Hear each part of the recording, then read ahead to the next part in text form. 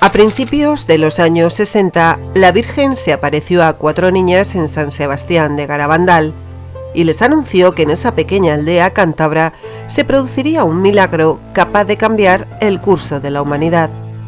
Más de 50 años después, en la localidad continúan sucediendo una serie de hechos extraños y miles de personas están convencidas de que el milagro profetizado por la Santísima tendrá lugar en breve. El 18 de junio de 1961, 4 niñas, Conchita, Jacinta, Mariloli y Maricruz, jugaban en las cercanías de la aldea, cuando oyeron un sonido como de un trueno. Asustadas, levantaron las cabezas para ver de dónde venía el ruido. De repente vieron delante de ellas la hermosa figura de un ángel resplandeciente. Tras unos breves instantes y sin haber pronunciado palabra, desapareció. Durante los días siguientes se repitieron las visitas del ángel, que en silencio las miraba y sonreía. Los habitantes de Garabandal comenzaron a reunirse con las niñas al caer la tarde para rezar el rosario a la espera de la aparición.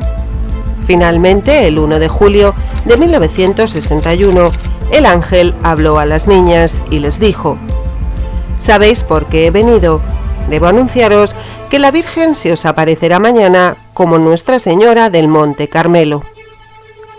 El 2 de julio, fiesta de la Visitación en aquel entonces, hacia las 6 de la tarde, las muchachas estaban en la calle cuando la Virgen se apareció con el Niño Jesús y 2 ángeles. A uno de los ángeles le reconocieron como el que se les había estado apareciendo, que después fue identificado como San Miguel Arcángel, y el otro parecía idéntico. Había más arriba y a la derecha y un ojo que las muchachas llamaron el Ojo de Dios. Sin miedo alguno, las niñas comenzaron a hablar con la Virgen. Hablaban sobre sus familias y el trabajo que hacían en casa o en los campos, y la Virgen sonreía. Conchita dijo que era como si su madre hubiera estado ausente durante un viaje y acabara de volver. Cuando la Virgen dijo que se tenía que marchar, las pequeñas le insistían para que no se fuera. Ella, para consolarlas, les prometió volver al día siguiente. Y volvería aún, no solo al día siguiente, sino en centenares de encuentros, en ocasiones varias veces a lo largo del día y de la noche.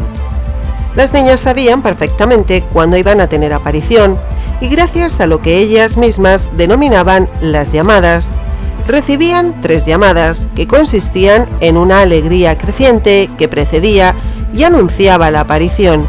A la tercera llamada la alegría era tan grande que salían corriendo desde donde estuvieran hacia el lugar de la aparición, llegando casi simultáneamente y donde caían repentinamente de rodillas y en trance extático. En agosto de 1961 comenzaron las marchas extáticas. Las niñas comenzaron a caminar en éxtasis hacia adelante y hacia detrás a través de la aldea, con sus ojos fijos todo el tiempo en lo alto. Al comienzo de las apariciones, para hacer reír al Niño Jesús, las niñas le ofrecían pequeñas piedras. El niño no tomaba las piedras, pero la Virgen sí, las besaba y encargaba a las niñas que las diera a determinadas personas después del éxtasis. Al ver esto, los espectadores comenzaron a dar a las niñas numerosos objetos religiosos para que fueran besados por la Virgen, o los colocaban en una mesa puesta a un lado para este propósito en los hogares de las niñas, cuando ellas no estaban presentes. No había manera de que ellas supieran a quién pertenecía cada artículo. Aún así, en éxtasis, la cabeza siempre alzada con los ojos fijos en el cielo, guiadas solo por su visión, nunca se equivocaban en las miles de veces que devolvieron rosarios, medallas, anillos de boda u otros artículos a sus legítimos dueños. Entre los objetos apareció un día una polvera. Las mismas niñas se extrañaron al ver este objeto presentado para ser besado por la Virgen y se resistían a ello. Pero cuando la Virgen llegó, lo primero que pidió para besar fue la polvera, diciendo que era algo de su hijo. Al terminar el éxtasis, la dueña de la polvera desveló que durante la Guerra Civil Española aquella polvera había servido para llevar la Eucaristía a escondidas a personas encarceladas que iban a ser ejecutadas.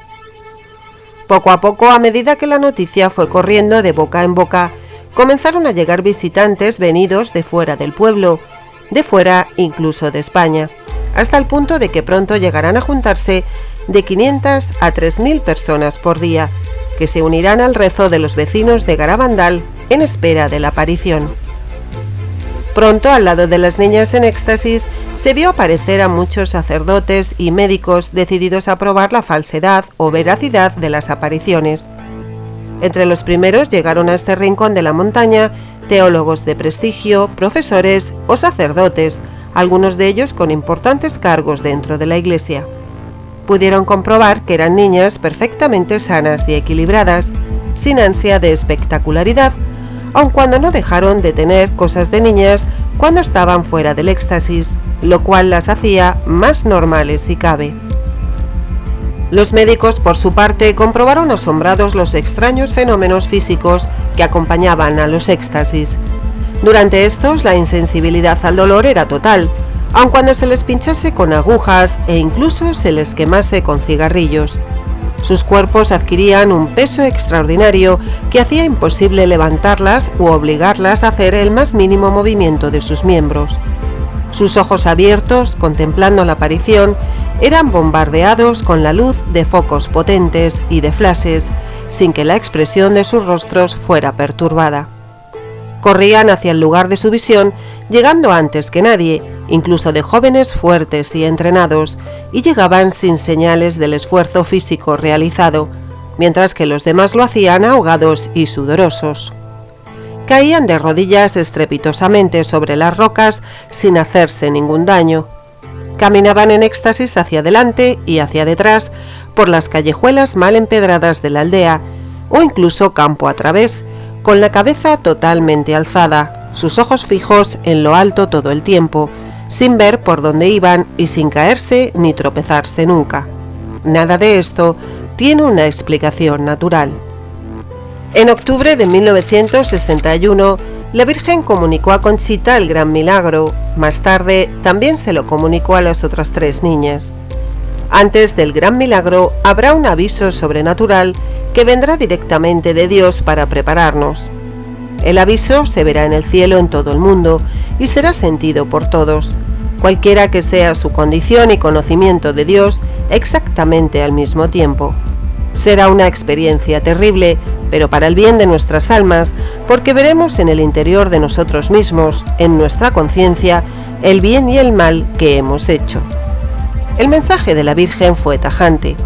El mundo no iba por buen camino, por lo que recibiría un aviso visible por todos y después obraría un gran milagro que se podría ver desde Garabandal y sus alrededores. Si tras esto no se producía un cambio en la humanidad, llegaría el castigo. Conchita González, la mayor de las 4 niñas, fue la única a la que la Virgen habría revelado la fecha exacta del milagro y la encargada de anunciarlo con 8 días de antelación. Medio siglo después, los proféticos anuncios de la Santísima continúan sin cumplirse. Pero, ¿qué ha sido de Garabandal? Lejos de convertirse en un centro de peregrinación masivo como Fátima o Lourdes, esta pequeña aldea de montaña sigue siendo un lugar tranquilo y relativamente aislado, aunque todavía hoy algunas personas aseguran que han vivido insólitas experiencias en esta bella localidad cántabra. Una de las más llamativas es la que pudo vivir Rui Costa. Este portugués de 34 años conoció la historia de Garabandal a través de algunos libros y decidió realizar una peregrinación los días 4 y 5 de abril del año 2008, en compañía de su mujer, su padre y una amiga. Los 4 subieron a Los Pinos, una zona arbolada situada en una colina en las afueras del pueblo, donde tuvieron lugar muchos de los éxtasis de las niñas videntes, y enclave en el que permanecerá una señal permanente del milagro, según las palabras pronunciadas por la Virgen a través de las pequeñas. Una vez arriba, un extraño fenómeno que duró más de 15 minutos pudo ser contemplado por sus acompañantes y un hombre que se hallaba en el lugar. Curiosamente, el astro rey no les dañó los ojos, a pesar de que lo miraron sin apartar la vista durante bastante tiempo. Dentro del sol se veía un círculo, Era algo como gelatina y no paraba de moverse, explica Rui. Primero lo vimos quieto en lo alto, luego se levantó y se desplazó a izquierda y derecha como el péndulo de un reloj. En un momento dado comenzó a destellar, fue muy bonito y después emitió varios flashes de colores en rojo, amarillo y verde. Debido a la extrañeza del suceso, en un primer momento concluyeron que no podía ser el sol, aunque al final se persuadieron de que había sido así, convenciéndose también de que habían presenciado un hecho sobrenatural. Desde un punto de vista racional, el vídeo podría explicarse debido a una aberración de la óptica de la cámara, al incidirle luz directa, pero tanto Rui como Cristina, su mujer, aseguran que lo que se ve en la grabación es mucho menos espectacular que lo que observaron allí, porque el sol se movió hacia los lados y en su interior distinguieron claramente un círculo. De vuelta a Portugal, decidieron organizar una nueva peregrinación a Garabandal en agosto del 2008, esta vez con más gente. Aunque no contaron a nadie lo que habían vivido en su anterior viaje, sorprendentemente la historia se repitió. Cuando subieron a la zona de los pinos, de nuevo vieron cómo el sol se movía. Fueron 15 personas que presenciaron esta peculiar danza. Algunos no daban crédito a lo que estaban viendo. En esta ocasión, grabaron el fenómeno durante unos 20 minutos hasta que se agotó la batería. Amalia Mazón, propietaria de la posada Amalia, donde se hospedaba el grupo, recuerda que cuando bajaron por la calleja, que así se llamaba el camino que conduce al Pinar, estaban exaltados, emocionados y algunos incluso llorando. Fue entonces cuando Rui Costa quiso enseñarle la grabación, pero comprobó decepcionado que a pesar de que la cámara había funcionado de manera normal, no grabó absolutamente nada de lo que vieron. Pero el anterior no ha sido el único testimonio extraño que hemos podido recopilar en la pequeña localidad. Tom y Susan Melillo, un matrimonio residente en Florida, supieron de la existencia de Garabandal de una forma sorprendente. Un amigo les había invitado a una comida, pero cuando llegaron al restaurante, el camarero les informó de que ésta se había pospuesto 45 minutos. Mientras esperaban, llegó otra invitada y se sentó con ellos. Se pusieron a hablar de un viaje que Tom y Susan tenían previsto realizar a España pocas semanas después, y la mujer les dijo que debían conocer Garabandal. A la hora prevista llegó el resto de comensales. El matrimonio perdió de vista a la extraña por un momento, y a pesar de que les había dicho que estaba invitada a la misma comida que ellos, no volvieron a verla nunca más. No obstante, buscaron información sobre Garabandal y decidieron acercarse al lugar durante su viaje a España, que realizaron a finales del 2008. El primer hecho extraño los sorprendió incluso antes de que pisaran el mágico enclave. Así lo explica el propio Tom Melillo. Tomamos el último tramo de carretera. Una señal indicaba que quedaban 5 kilómetros para llegar. La vía era estrecha, estaba llena de curvas y llovía mucho, por lo que íbamos muy despacio. Cuando ya debía quedar menos de 1 kilómetro, después de tomar una curva, vimos un globo de luz en el cielo. Los dos exclamamos a la vez: ¿qué es eso? Detuve el coche y tomé algunas fotografías. Tuvimos miedo de permanecer durante más tiempo parados en mitad de la carretera, así que arrancamos pero sin perder de vista aquello. Parecía que la luz voladora alumbraba el tramo de carretera por el que pasábamos. Justo cuando llegamos al pueblo, se desvaneció.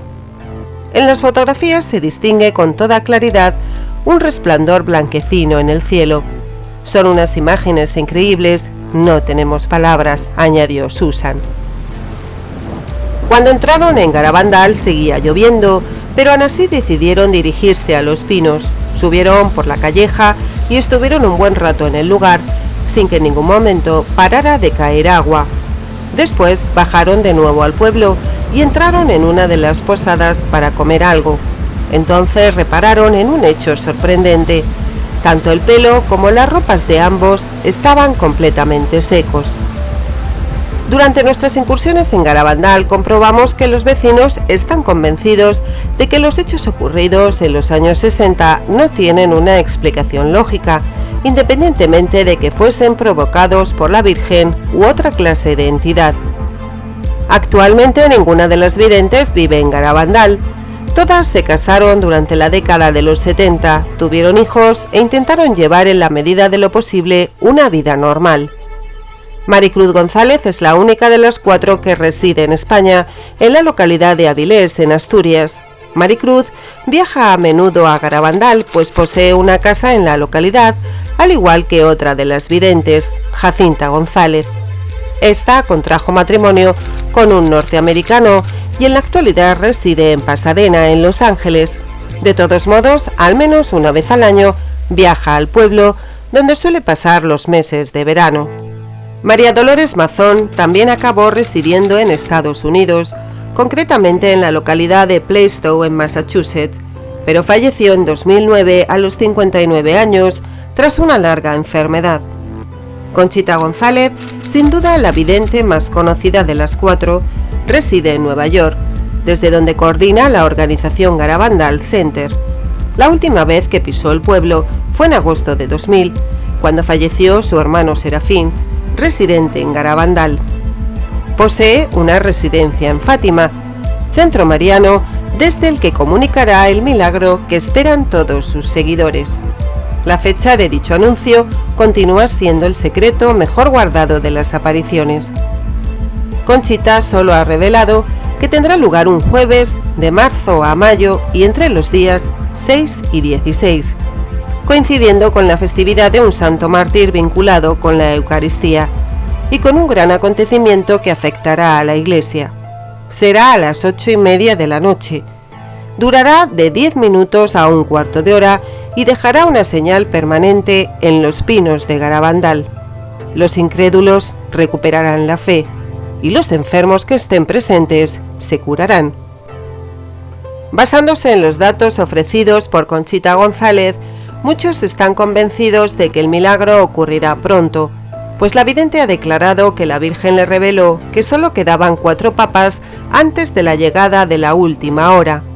Estos 4 pontífices podrían ser Juan Pablo I, Juan Pablo II, Benedicto XVI y Francisco I.